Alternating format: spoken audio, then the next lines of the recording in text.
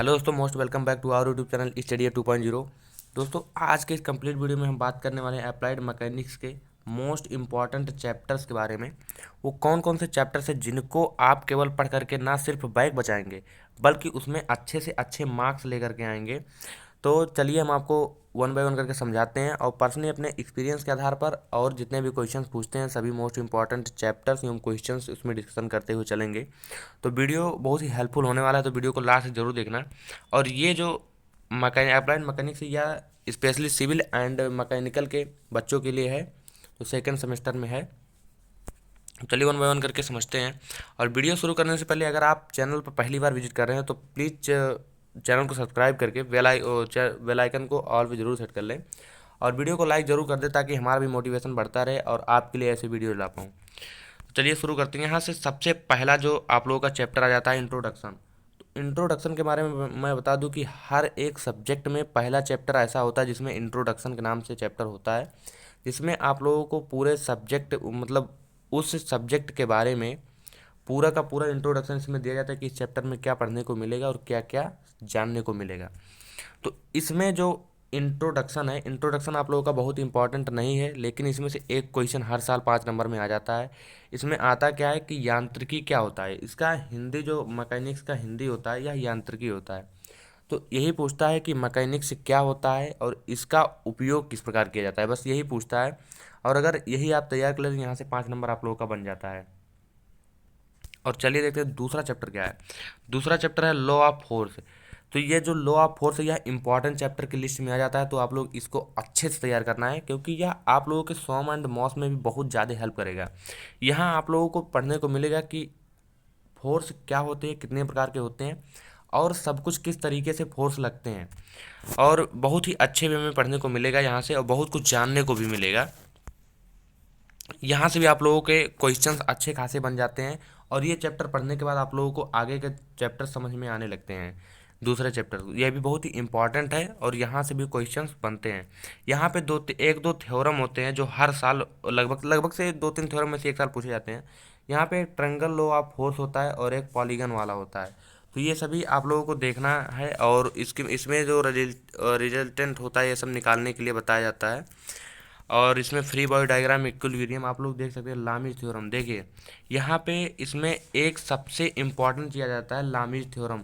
Lami's theorem आप लोग जरूर जरूर तैयार कर लेना अगर इसमें दूसरे चैप्टर में पढ़ना, क्योंकि लामीज थ्योरम क्या होता है कि यह अगर मान लिया आपके एग्जाम में नहीं तो वाइवा में ज़रूर से ज़रूर पूछ लेते हैं। और देखिए यहाँ से types of load, types of beam analysis, simply supported cantilever beam, बहुत ही इंपॉर्टेंट चैप्टर है दोस्तों। तो ये चैप्टर आप लोग अच्छे से तैयार करना, बहुत ही अच्छे से। यहाँ से आप लोगों को नॉलेज भी मिलेगा और उसके बाद एग्जाम में क्वेश्चन भी यहाँ से आते हैं, अच्छे खासे क्वेश्चन आ जाते हैं। और इसमें आप लोगों को इक्विलिब्रियम यानी कि संतुलन अवस्था में कैसे बॉडी होती है और कब वह मतलब कब तक संतुलन अवस्था में रहती है जब तक उस पर बाह्य बल ना लगाया जाए, तो यही सब है। बाकी बहुत ही अच्छा है, यहाँ से आप लोग बहुत ही अच्छे नंबर गेन कर सकते हैं। यहाँ से जो नीचे वाला टॉपिक है बहुत ही इंपॉर्टेंट है, तो यही बता दिया। और दूसरा चैप्टर इंपॉर्टेंट है आप लोगों का, दूसरा चैप्टर में टिक लगा लीजिए आप। और यहाँ पे जो तीसरा चैप्टर है मूवमेंट। तो मूवमेंट दोस्तों बहुत इंपॉर्टेंट है, बहुत ही इंपॉर्टेंट है, वेरी इंपॉर्टेंट श्रेणी में रख लीजिए इसको, क्योंकि मूवमेंट अगर आपको अच्छे से निकालना आता है तो आप सोम एंड मोस में यानी कि जो आप लोगों को थर्ड सेमेस्टर में देखने को मिलेगा सेकंड सेमेस्टर के बाद, उसमें इसका वेटेज काफ़ी ज़्यादा रहता है, यानी कि ये इसमें से बहुत ज़्यादा क्वेश्चंस उसमें बनते हैं। अगर यह मूवमेंट आप अच्छे से तैयार कर लेते तो इसी पर आधारित आप लोगों के थर्ड सेमेस्टर के सोम एंड मोस में है, तो वहाँ पर सब कुछ निकालना पड़ता है। तो मोमेंट भी आप लोगों का काफ़ी अच्छा चैप्टर है, तो यहाँ से आप लोगों के क्वेश्चन बनते हैं और यहाँ आप लोगों को मतलब तैयार कर लेना ये चैप्टर। मेन कहने का मतलब ये है। यहाँ देखिए, यहाँ से कुछ थ्योरम हो जाते हैं जो थ्योरम इंपॉर्टेंट है। वेरिग्नॉन थ्योरम यह इंपॉर्टेंट है आप लोगों का, और यह पैरेलल फोर्सेस वाला है, और इसको भी आप लोग अच्छे से तैयार कर लीजिए। यहाँ पे देखिए कैलकुलेटिंग देयर रिजल्टेंट, तो रिजल्टेंट कैलकुलेट करने के लिए इसमें सिखाया जाता है, और रिजल्टेंट का मेन प्रयोग होता है उसमें क्या कहते हैं सोम एंड मोस में, इसमें भी होता है प्रयोग। इसमें आप लोगों को सिखाया जाता है कैसे निकाला जाता है। तो यह काफ़ी इंपॉर्टेंट चैप्टर हो जाता है। तो दूसरा और तीसरा चैप्टर आप लोगों का इंपॉर्टेंट, तीसरा चैप्टर आप लोग अच्छे से तैयार कर लीजिए। और आ गया बात फ्रैक्शन। फ्रैक्शन मतलब घर्षण वगैरह, तो इसमें ये भी इम्पॉर्टेंट चैप्टर की लिस्ट में है, क्योंकि यहाँ ज़्यादा टॉपिक आप लोगों को नहीं पढ़ने होते हैं, केवल 4 टॉपिक पढ़ने हैं और अच्छे से अच्छा नंबर इसमें गेन कर लेते हैं। यहाँ से अच्छे नंबर आप लोगों के मतलब मिलते हैं। तो यह आसान चैप्टर है, क्योंकि ये आपने इनके बारे में पिछले मतलब फर्स्ट सेमेस्टर में आप लोगों ने पढ़ा ही है। तो थोड़ा सा इसमें और डिफाइन है, और अच्छे से पढ़ लेंगे तो बहुत ही अच्छा रहेगा। बहुत ही मतलब बढ़िया है वो चैप्टर, अच्छा है। वन बाय वन करके पढ़ेंगे तो आप लोगों को अच्छे से समझ में आएगा। फ्रैक्शन चैप्टर भी इंपॉर्टेंट है, तो आप लोग देख लीजिए। देखिए, अगर इसमें छोड़ने की बात को, तो मैकेनिक्स एक ऐसा सब्जेक्ट है जिसमें छोड़ने लायक कुछ वैसा मिलता नहीं है। मैकेनिक्स अगर आप पढ़ोगे तो आपको अंदर से मतलब अच्छा लगेगा, अगर बढ़िया से पढ़ोगे तो अच्छा लगेगा। कोई भी सब्जेक्ट आप अगर पढ़ते हैं डेली डेली तो वह अच्छा लगता है आप लोग आपको।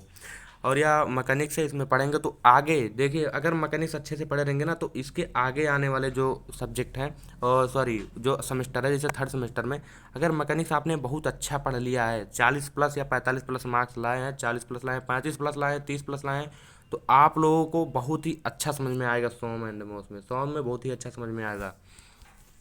तो इसीलिए मैकेनिक्स आप लोग अच्छे से पढ़िए। और ख़ासकर सिविल वाले, सिविल में जितने भी बच्चे हैं, सिविल में आप लोगों को केवल 3 सब्जेक्ट का मतलब क्या कहते, 3 सब्जेक्ट का केवल थ्योरी एग्जाम होता है। 3 सब्जेक्ट का थ्योरी एग्जाम देना है। एक मैकेनिक्स हो गया, एक BMW हो गया, और एक हो गया क्या, math, applied mathematics, mathematics second. तो यही 3 सब्जेक्ट है, जिसमें से आप लोग अगर बहुत अच्छे से तीनों सब्जेक्ट पढ़ लेते हैं तो बहुत ही बढ़िया रहेगा। मैकेनिक्स खास कर आप लोग पूरा कंप्लीट कीजिए, पूरा का पूरा कंप्लीट कीजिए, और अच्छे से कंप्लीट कीजिए। ये मतलब मैं जो बता रहा हूँ इतना करिए, बहुत ही अच्छा आप लोगों को रिजल्ट मिलेगा आगे आने वाले सेमेस्टर में। मैकेनिक्स आप लोग पूरा कंप्लीट कीजिए, और उसके बाद मैथमेटिक्स भी पढ़िए, क्योंकि मैथ इसके बाद सिविल में नहीं है। अगर सिविल की बात किया जाए तो सिविल में अब मैथ नहीं मिलेगा।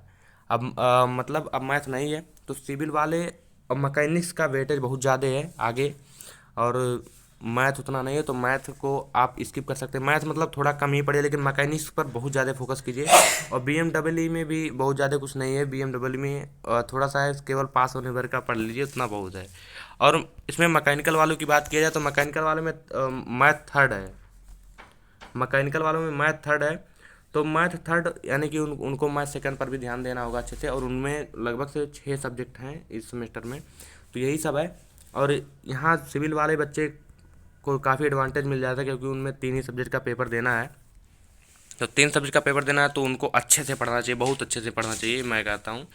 बहुत ही अच्छे से पढ़ेंगे, जितना अच्छे से पढ़ेंगे आगे बहुत ही अच्छा आपको रिजल्ट मिलेगा उससे। और पांचवा, सेंटर ऑफ ग्रेविटी। तो सेंटर ऑफ ग्रेविटी भी आप लोग वैसे ही पढ़ सकते हैं, बहुत ही नॉर्मल क्वेश्चन यहाँ से आते हैं। तो नॉर्मल क्वेश्चन आते हैं, तो नॉर्मल तरीके से आप लोग पढ़ लीजिए यहाँ से ग्रेविटी वगैरह कि कैसे क्या होता है। जो इम्पॉर्टेंट है, बहुत ज़्यादा इम्पॉर्टेंट है, वह ऊपर के दोनों चैप्टर या दोनों चैप्टर बहुत इंपॉर्टेंट हैं। मोमेंट पहला, सॉरी दूसरा और तीसरा, यानी कि लॉ ऑफ फोर्सेस और मोमेंट, ये दोनों बहुत ही ज़्यादा इंपॉर्टेंट है। उसके बाद थोड़ा इंपॉर्टेंट हो जाता है फ्रैक्शन, फ्रैक्शन भी इंपॉर्टेंट हो जाता है आपका। और ग्रेविटी भी इंपॉर्टेंट, लेकिन उतना इंपॉर्टेंट नहीं है। लेकिन ग्रेविटी आप लोग स्किप मत कीजिएगा, आप लोग पढ़ लीजिए। इसमें क्या है कि स्किप करने के लिए कोई कुछ है नहीं, सब कुछ पढ़ने लायक है। और यहाँ सिंपल मशीन, सिंपल मशीन भी आप लोगों का इजी है, आप लोग पढ़ेंगे तो आ जाएगा। इसमें पुली वगैरह सब कुछ सिस्टमेटिक ढंग से रखने को वही सब बताते हैं कितने तरीके से। या मैकेनिकल वाले बच्चे स्पेशली बहुत ही इंपॉर्टेंट है उनके लिए, मैकेनिकल वाले बच्चे इसको पढ़े, क्योंकि उनको आगे मशीन के बारे में ही जानना है। और मशीन वगैरह इसमें बहुत कुछ दिए गए हैं। इसमें वेस्टर्न डिफरेंशियल पुली रहता है, यही सब पूछा जाता है, बहुत ही इंपॉर्टेंट है ये। तो आप लोग पढ़ोगे तो समझ में आएगा ये सब।